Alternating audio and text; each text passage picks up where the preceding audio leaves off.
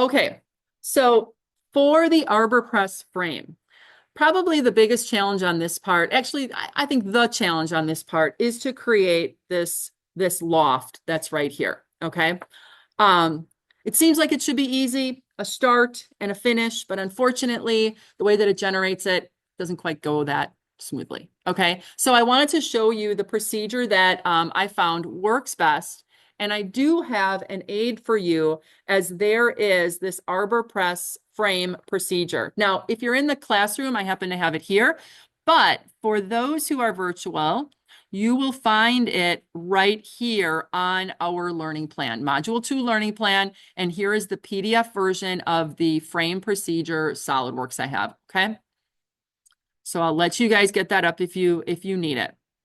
But let me go back underneath here. So essentially what this procedure does, it doesn't go from top to bottom, but it gets you through creating the base and the loft. Okay. And then I'll let you guys kind of finish it up from there. So as we look here, and again, I'm not going to do the exact procedure, but I'm just going to kind of show you, kind of go back and forth so that you can see how this developed. So the first thing I have here is step number 1 is create the base. So this is the sketch of the base and then extruding it. Okay.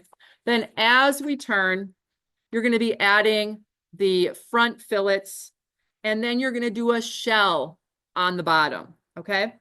Now, on the back side, and this is what's going to be a little bit hard to see. Okay. I changed what that underside looks like. Okay. If you look at the detail that they gave us, it's not that easy to make out. They've got 2 gussets here, and then it would be on the other side of that center line. And then they have the details down here, which I think are kind of hard to see. Okay. It's a little crazy in that area. So what I did was on one of the arbor presses, or the one that we have in here, if you turn that over, it's a pretty simple gusset underneath, and it's obviously works well. So what I did was I adapted to it. So I'm going to look in SolidWorks here, and I'm going to go like this underneath. Okay. Here it is. This is it. Okay. So I created, and I'm going to actually go up a little bit here with my thing. Go up so you can kind of see how it developed. And then the dimensions will make a little bit more sense. Where's underside boss? Okay. So what I did is I started out with just a boss right here. It's just a half circle, and then it extends to this part of the inside. Okay. So that's the boss, I called it. Then the gusset, I added this going in this direction. It's just a simple rectangle that then has an angle at the end of it. If you look in the handout, that's what you end up seeing starting on E, the underside hole boss, I guess. And then it's going to be extruded. Okay. And then this is the sketch for the gusset. I sketched it on the, it would be the front plane, and then I mid-plane extruded it. Does that make sense to everybody? So if I go back here and I look underneath that gusset, that sketch is actually in the middle. Do you see that? And then I mid-planed extruded it. I forget, it probably tells us how far, a ½ inch, maybe something like that. Okay.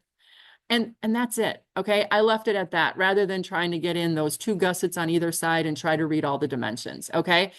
If you want to play with that a little bit and put your own little flair on it, all this is extra material underneath here to support the pressing that you do on the top of that arbor press. That's it. Okay. That's what that extra material is there for. Okay. So that's how I kind of changed that design. Okay. I changed that design. You'll also see that on the guide for that drawing. So if you go back to the learning plan and you look at the guides, okay, you also see that detail right here. Okay. So there's that information for you as well. All right. So that's one of the things that I did change a little bit on it, just to, again, simplify it. Radiuses on the inside of the underside, those are all the same. Kind of this, I call it the table plate boss. That's that little raised area where the table plate sits on. Okay. And then starting down here on number 2, the arm using the loft boss base feature. Okay, this is where this procedure starts. So I don't know, this is probably on about the 4th page or so, 4th or 5th page. And it's number 2. So the first thing you're going to do is you're going to create a sketch of that arm profile. Okay. And between the drawings that you have, okay, whether they are, from here, or if you use, my detail up here, if it's easier to look at from that, between the two, you're going to find the same exact dimensions. Okay. But if I go over here to SolidWorks, let me go under, and I'm going to go to my loft. Oopsie. Cancel. I've got to go through my loft because once you create these, the loft needs them. Okay. All right. So let me kind of look here. So the first one I did was this lower arm profile. I created it on the surface, which would be your top plane, on the surface of the top of my base. Okay. And I did not put any radiuses on it. I made it sharp corners to the dimensions and added the radiuses or the fillets after. Okay. So those are there. Then you'll notice, let me go back to our procedure. So that's that profile right there. That's the first one. The next thing was I created the inner and the outer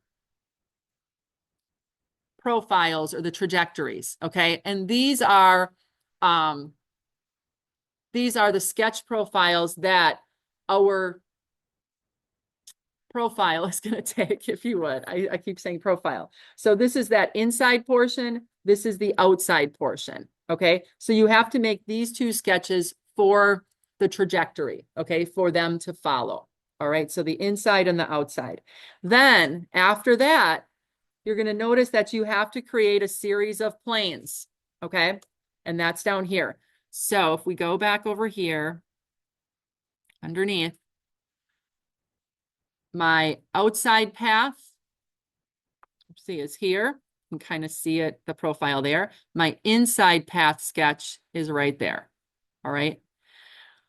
My lower arm profile is on here.